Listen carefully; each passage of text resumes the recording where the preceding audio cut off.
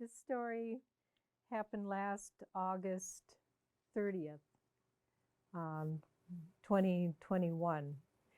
And I just kind of like to share it with you all. And um, I'll just start out 2 weeks before. This is about Hurricane Ida.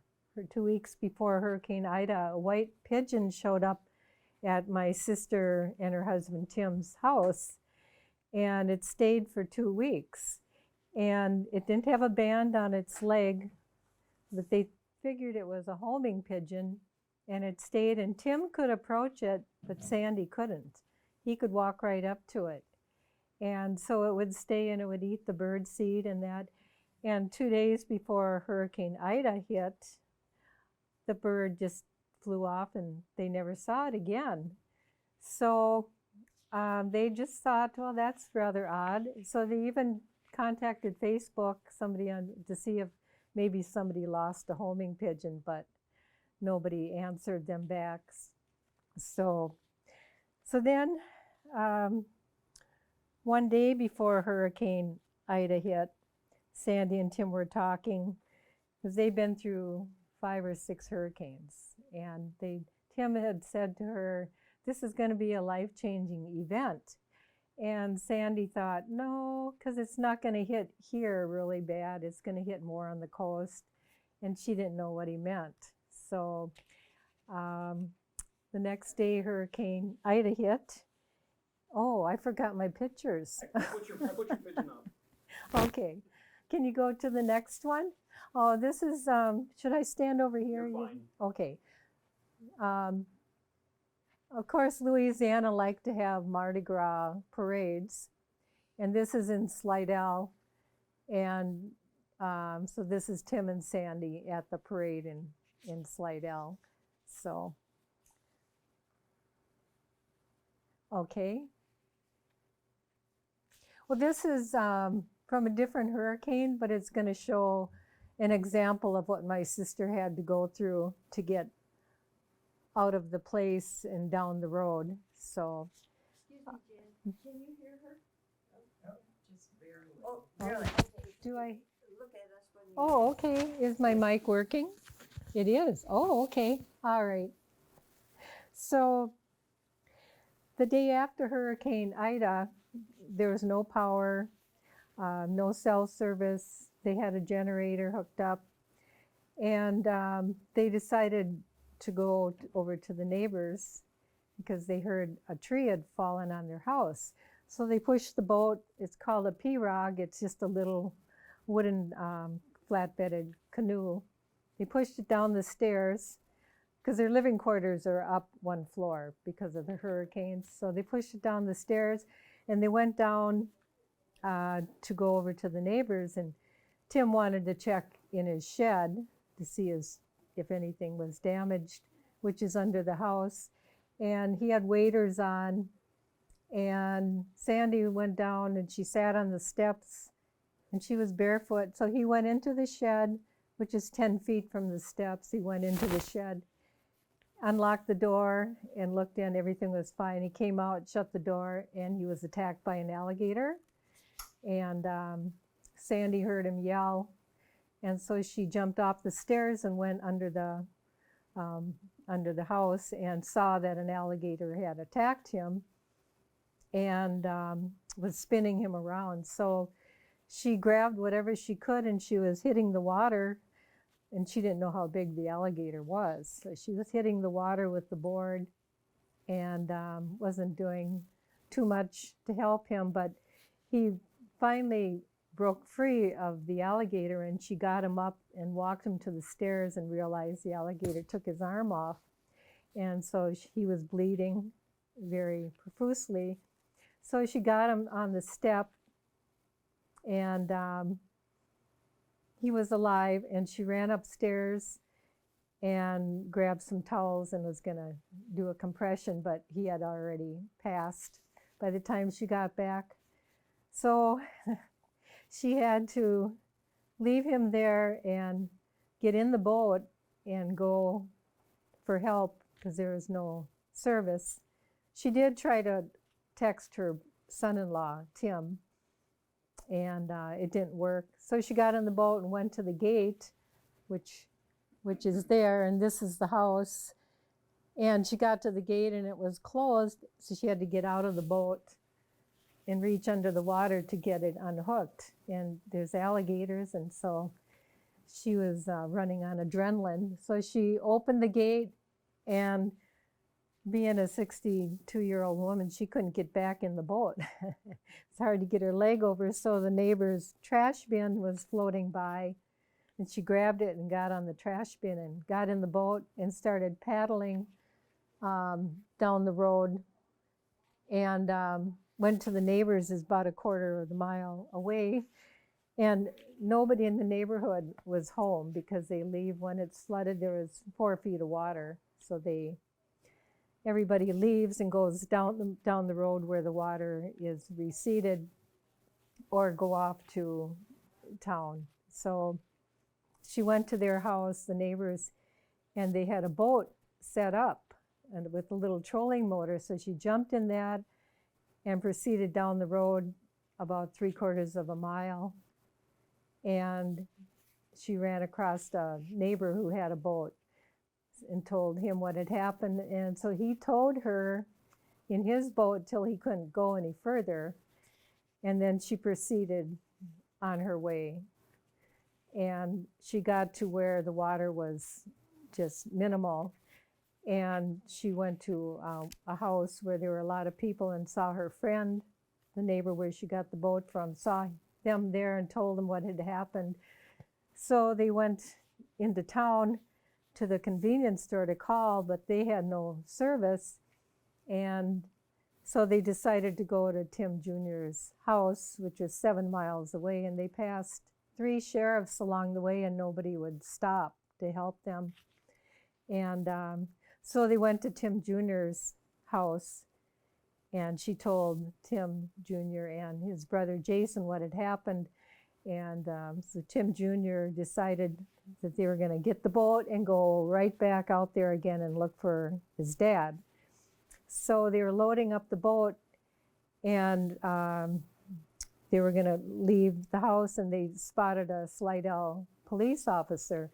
So they told him, and then he radioed to the sheriff, and they got the ball rolling on everything. So they decided to continue driving out to the house, and they ran across the sheriff and the high water vehicle, and they were heading out there. So they got a ride in the high water vehicle to the house, and then you're back to 4 feet of water again. So they got to the house, and the paramedic that was in the vehicle said there's nobody here. So that's when they realized the gator came back and climbed the stairs and took Tim's body and out to the marsh. Can you go to another picture? Okay. Well, this is just a picture of Hurricane Katrina. This was Tim out on the road. This is how bad Katrina was.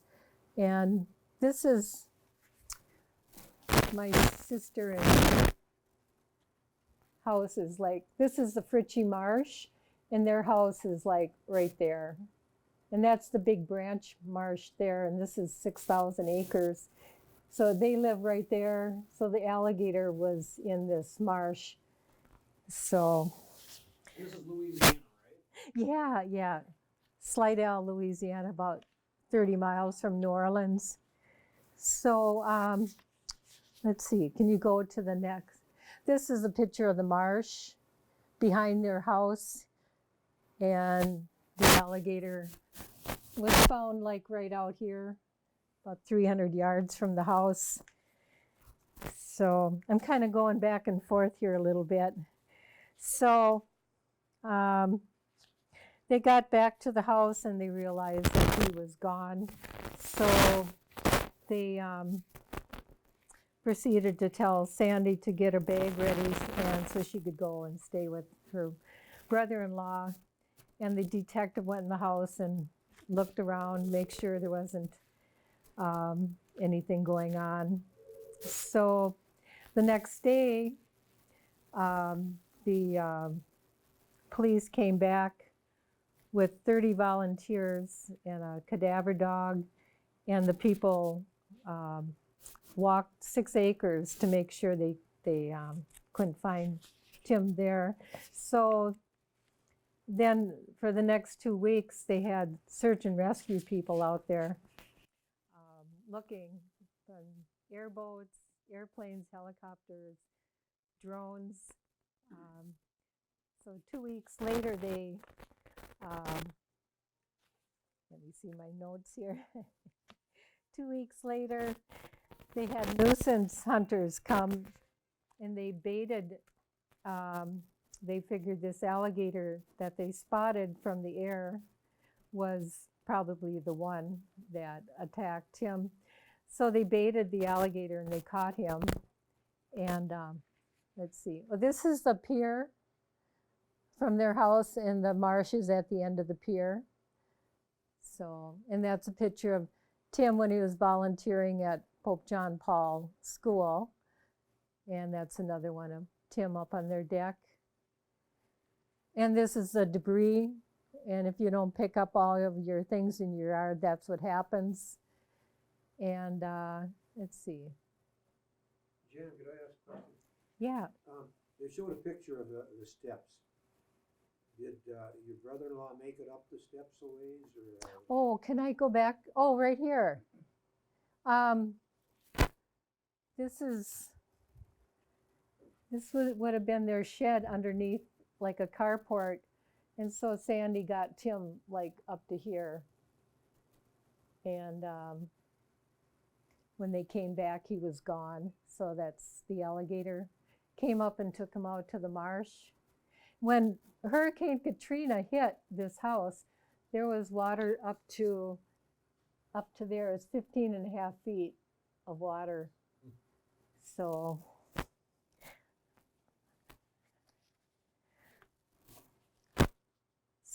after they had the nuisance hunters come and bait the alligator, they took him into shore, and they evaluated the contents, and they figured it was human. So after that, they cleared my sister of any wrongdoing. But, in the meantime, when this all happened, I have another sister lives in Mississippi, 10 miles from Sandy. And she called to see how Sandy was doing, but she couldn't talk at the time.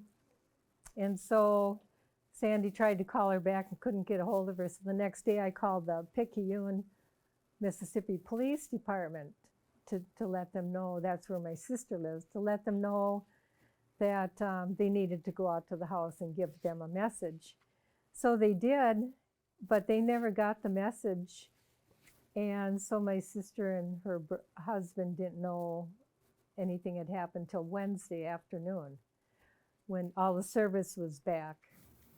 And they couldn't believe that had happened. So we don't know what happened with the note, if it blew away or what happened with that. So, yeah, so they, the day after Hurricane Ida, when this all happened, it was a Tuesday. And then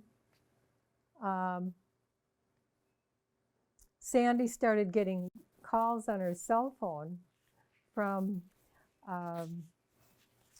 USA Today. Let's see, let me check my notes here, make sure I get this right. So on September 1st, MSNBC called and texted her cell phone. They wanted her to come to New York City for an interview. And the next day, Inside Edition called. They wanted to do an interview. And the next day, USA Today called, and they wanted to do the same thing. And then there's a newspaper printing called Bayou Justice did an article, and it was very inaccurate, everything they said. So a little while, let's see, can we go back to that Yeah. So my brother in California, he was waiting in line at the grocery store to check out, and he's looking at the magazines, and he spots this, and he's going, "Oh, what are they up to?" And what? And he sees my brother-in-law's picture. He goes, "What? How did they get a hold of that?" So the Globe did an article on Tim, and it was just very, very awful that what they said and the wording, and so it proceeded to make all of us mad that they would do something like this. They called Tim the Swamp King, and well, it's a marsh, it's not a swamp, for one thing. So anyways, their writing is not very good. So then about a week later, after Tim was found, then they did another article. I think that's this one here. They did a follow-up on that. So you just have to really be careful on the publications and that. You never know what they're going to print accurately. So we were wondering, all of us were wondering how the Globe got a hold of those pictures, because we didn't really recognize it. And they had beads on their neck, but it wasn't Mardi Gras, because Mardi Gras is cold that time of year. So we figured out that they took that picture from my son's Facebook page. They got a hold of that picture. We had been to a concert in Trempealeau, Wisconsin, to a reggae festival, and they cut out, everybody else in the family was around them. They cut them out and just put them. So they can get, if you have anything on Facebook, they can find anything about you. So it's really kind of a sad situation. So let's see here. Making sure I'm not forgetting anything.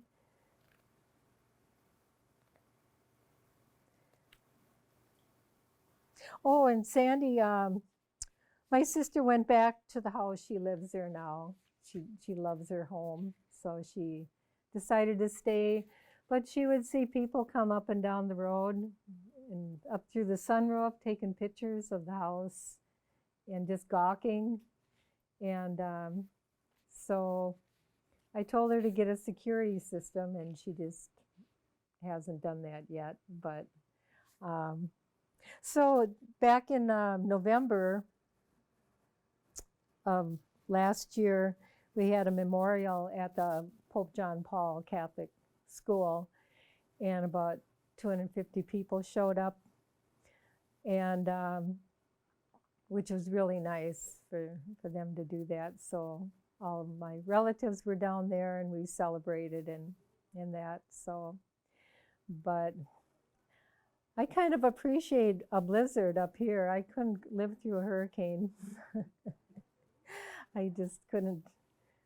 You know, it's every time you have a hurricane, you got to move your vehicles, you got to prepare, you got to cover up your windows. The water does so much damage. Yeah. But my sister has no, she has no hatred for the alligator that took Tim. They figured it was 30 years old, 500 pounds and 12 feet long.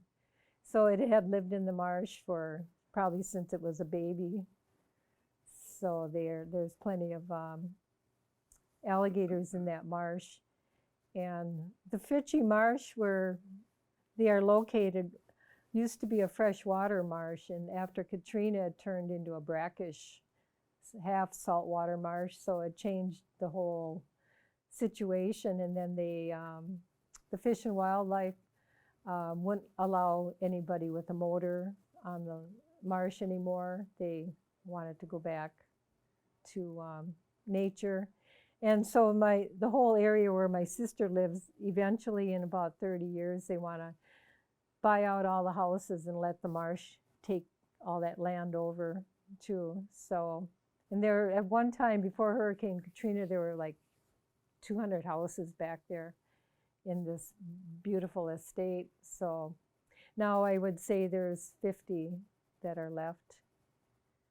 But yeah, so I guess I just wanted to cover a lot on the reporting of this. It went nationwide or went worldwide. It was on the news for quite a long time, and that. So I hope you enjoyed that. Yeah. Was So- there any repercussions from the alligator being killed from? Oh, that's what this is all about. This was he was a retired lieutenant from the Jefferson Parish, and the Facebook was full of negative comments. I mean, you couldn't even read some of them. They were so horrible. They said, my sister murdered him. What a perfect murder that was. And this retired lieutenant, he was a commander in the auto theft unit. He wrote this on Facebook, and my sister really appreciated that he stuck up for her. But yeah, there was tons of negative comments. These are just a few pictures. Here's pictures of the alligator that was caught. And they worked so hard at trying to find that alligator. For 2 weeks, the Fish and Wildlife, which is like our DNR, they were looking and searching, and so they finally caught the alligator.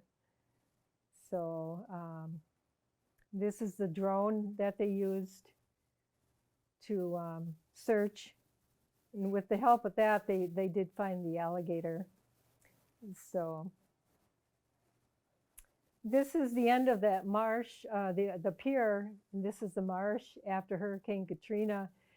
There was a refrigerator on their pier, and it was full of food, and it washed from the other side of the marsh. So yeah, I think that's about it then. So Jan, thank you.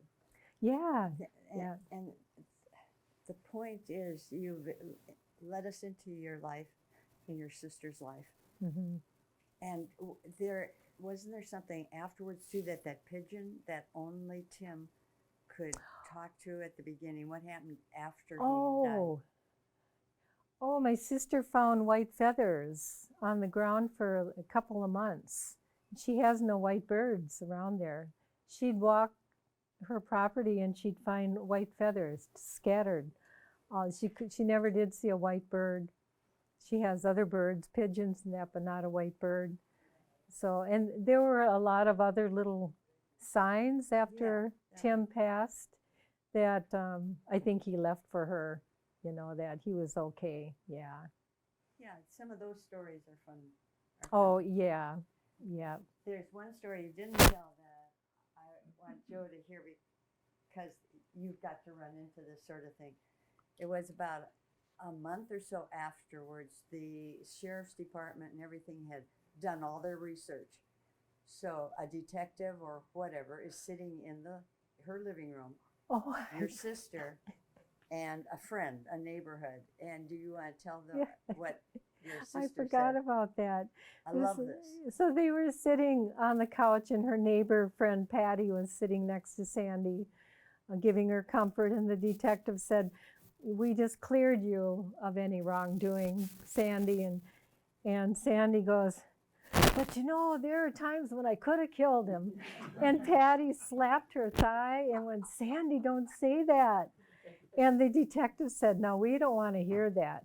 So, yes, but she couldn't help it. And she said, "Well, it's true. There were times when I could have killed him." I just love that. Oh my gosh. Yeah. So, Okay. all right. Okay, well, thank you very much, Jan.